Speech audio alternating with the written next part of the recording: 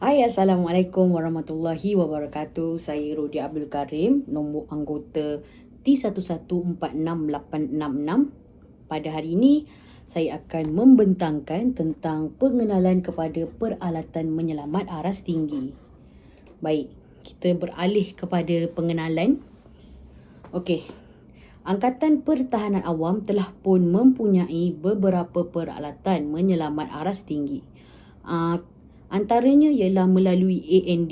AND adalah singkatan bagi Ascending and Descending, atau kita boleh sebut dalam bahasa Melayu naik dan turun dengan menggunakan tali. Okey, peralatan AND ni juga termasuk dalam menyelamat aras tinggi. Pada dasarnya, ia bertujuan untuk rekreasi semata-mata, tetapi di dalam pertahanan awam, ianya digunakan untuk tujuan menyelamat. Okey, peralatan AND ni kalau kita boleh lihat dia lebih kurang dengan peralatan untuk Flying Fox. Okey, jadi siapa-siapa yang pernah main Flying Fox dia tahulah peralatan dia memang lebih kurang.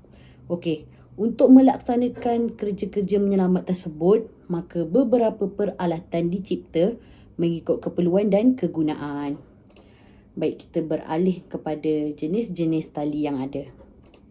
Okey, yang pertama ialah tali kermentel.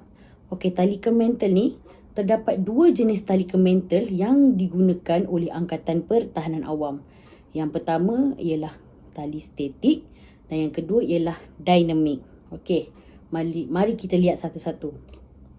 Okey, untuk tali statik ni dia tidak menganjal, sesuai untuk teknik Omega dan Flying Fox. Bagi tali dinamik pula, ianya menganjal dan sesuai digunakan di kawasan berbatu dan tajam. Okey, nampak gayanya tali dinamik ni dia lebih kepada tempat yang orang kata lebih lasak lah berbanding tali statik. Okey, antara saiz-saiz yang ada 9mm sehingga 11mm untuk tali utama.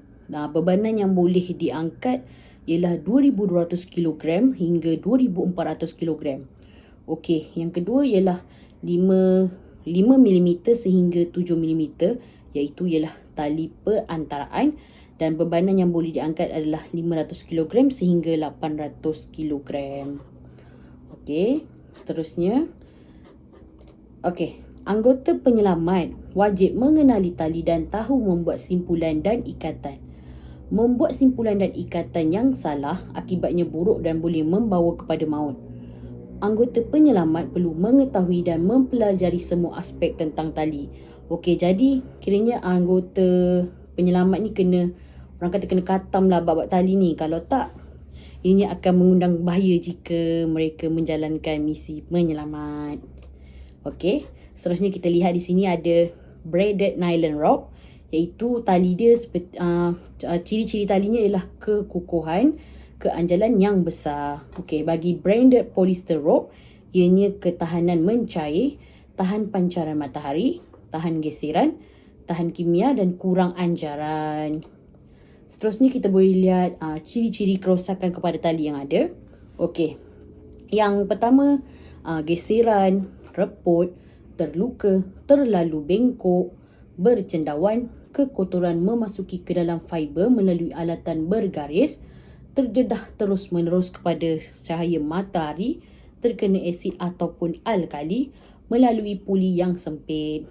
Jadi sekiranya pihak penyelamat menggunakan tali-tali yang telah rosak, ianya akan mengundang kepada risiko yang berbahaya. Okey. Seterusnya kita beralih kepada peralatan peribadi untuk penyelamat. Bagi AND ni lah. Okay, yang pertama ialah topi keselamatan, iaitu safety helmet. Okay, safety helmet ni adalah sebagai pelindungan kepala, diperbuat daripada campuran fiber yang keras. Okay, kalaulah safety helmet ni diperbuat daripada campuran fiber yang tidak keras, ianya akan membahayakan si penyelamat. Sebab seperti yang kita tahu, anggota kepala merupakan anggota yang sensitif. Kalau terhentak sikit, mulalah kita nanti pening-pening lah apa kan. So sebab itulah dia dibuat daripada campuran fiber yang keras. Okey, seterusnya ialah tahan hentakan dari atas. Seperti yang saya cakap tadi, dia kena kuat and then bersifat ringan dan boleh dilaras tali. Kalaulah topi tu bersifat berat, memang susahlah penyelamat nak menyelamat. Okey, Seterusnya ialah carabiners. Okey, carabiners ni kegunaannya adalah sebagai alat perantaraan ataupun penyambung daripada satu alat ke peralatan yang lain. Diperbuat daripada alur yang sensitif kepada hentakan dan boleh menampung bebanan seberat 2000 hingga 2200 kilogram. Okey. Seterusnya ada jenis-jenis carabiners, itu screw gate, twist lock, auto lock dengan express. Okey, ingatan penting bagi semua, tentukan carabiners tidak jatuh, terhempas ataupun dipijak kerana ini akan merosakkan ikatan molekul di dalamnya.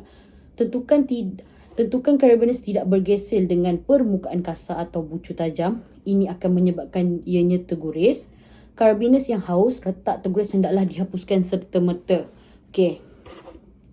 Sekiranya digunakan, memang bahayalah. Okey, seterusnya ialah figure of 8. Figure of 8 ini digunakan hanya untuk turun, descending saja. Diperbuat daripada alur yang sensitif kepada hentakan. Boleh menampung bebanan seberat 2,500 hingga 3,000 kg bergantung kepada saiz dan pihak pengeluar. Seterusnya, juma ataupun jammer. Juma dan jammer ni khas dibuat di sisi kiri dan kanan kita. Kegunaannya adalah untuk naik, ascending saja, diperbuat daripada alur yang sensitif daripada hentakan. Diperbuat khusus kiri dan kanan seperti yang saya cakap tadi. Boleh menampung bebanan seberat 2,500 kg hingga 3,000 kg. Okey, seterusnya ialah body harness. Body harness ni digunakan bagi menampung berat tubuh badan dari bahagian atas. Diperbuat daripada bahan polister dan nylon. Okey, seterusnya seat harness. Kalau tadi body harness untuk bahagian badan kita, seat harness ni untuk bahagian pinggang kita. Digunakan bagi menampung berat badan dengan pemasangan di paras pinggang. Diperbuat daripada bahan nylon dan polister. Okey, jadi bahan untuk seat harness dengan body harness ni digunakan bahan yang sama. Okey, full seat harness ni adalah gabungan seat harness dengan body harness tadi. Okey, diperbuat daripada nylon dan polister, baik untuk menampung keseluruhan berat badan dan digunakan bagi menyelamatkan mangsa. Okey, seterusnya kita ada stopper, digunakan untuk turun dan bekerja di pertengahan tali, walking in the middle. Diperbuat daripada alloy yang sensitif kepada tekanan. Seterusnya ada rack. Rack berfungsi memperlahankan dan memberhentikan pergerakan semasa menurun daripada ketinggian. Okey, kalau kita tak ada rack ni, berfungsi ada kat sini tulis memperlahankan dan memberhentikan pergerakan semasa menurun daripada ketinggian. Kalau lah tak ada rack, mungkin kita akan terus menjunum, terus turun menjunam. Jadi perkara itu sangat bahaya. Jadi rack ini sangat, orang kata, membantulah. Seterusnya adalah pulley. Pulley ini bersifat pelbagai, kegunaan adalah AND sahaja bagi mengurangkan berat bebanan. Diperbuat daripada alur yang sensitif kepada hentakan. Kemampuan menampung bebanan bergantung kepada kedudukan pulley. Maksimum bebanan ialah 2,400 kg. Pastikan saiz tali yang bersesuai dengan roda pulley dan saiz maksimum bagi pulley ini ialah 11 mm. Okey, seterusnya kita pergi kepada inner glove. Okey, inner glove ni sebagai alas tangan dari bahagian dalam, diperbuat daripada campuran getah, kulit lembu dan kain, bersifat nipis dan sedap di tangan si pemakai mengikut saiz. Seterusnya ialah outer glove. Outer glove ini adalah sebagai alas tangan di bahagian luar, diperbuat daripada kulit dan kain kapas, boleh menahan kepanasan. Okey, jadi kalau kita tak pakai glove semasa menjalankan misi penyelamatan, ini akan membuat tangan kita melecet. Okey, seterusnya kita ada pisau kecil. Kegunaannya adalah untuk memotong tali yang bersimpul dalam usaha untuk menyelamatkan diri. Okey, kesimpulannya secara keseluruhan, segala peralatan yang digunakan oleh pihak penyelamat mempunyai fungsinya yang tersendiri. Oleh itu, pihak penggunaan dan cara penyimpanan peralatan yang betul dapat memudahkan tugas penyelamat dan memanjangkan jangka hayat penggunaan peralatan tersebut. Okey, sekian, terima kasih.